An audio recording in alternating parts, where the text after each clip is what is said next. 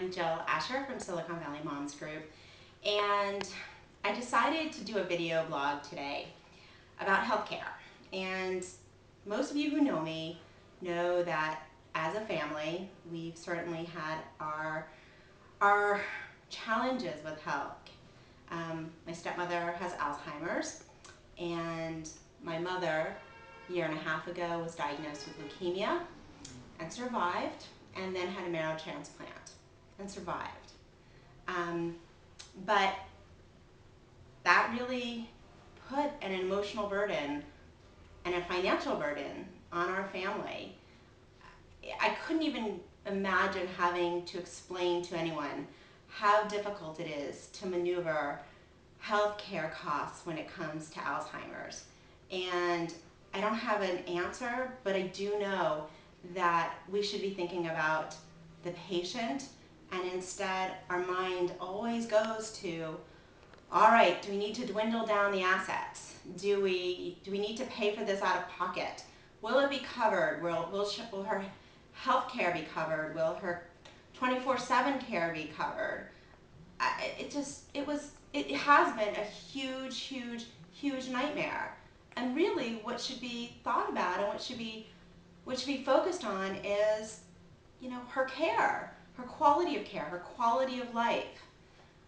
All right, and then jump to, my own mom, who, thank God had really good insurance, and thank goodness the extras, the extra care, we could afford to pay. But leukemia, cancer, that's a huge cost, huge. And then to go for a marrow transplant, and for a year and a half not to work, and not to do anything but focusing on your health.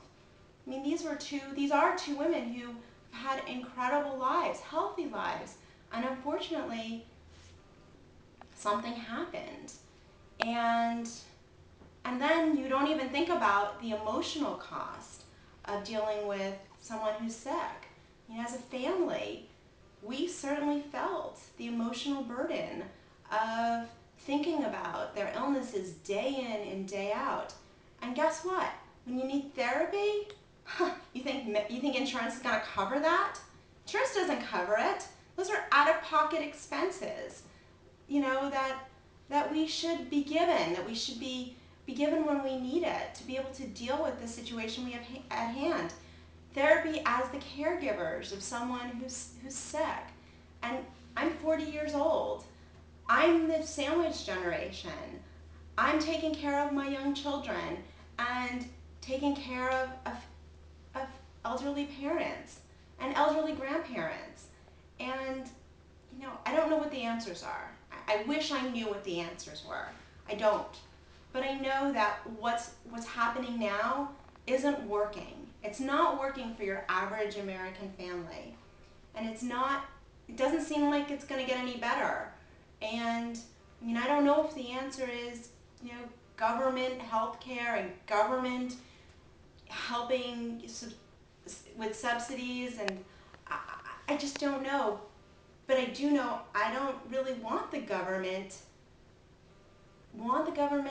messing with our health care.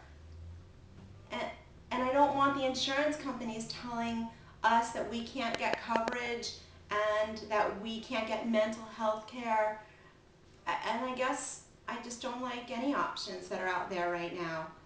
And it's really a shame, because as U.S. citizens, as people who are productive members in our community, who work, who are raising a family, we're doing what we're supposed to do to have that American dream. And the American dream really seems crappy at the moment.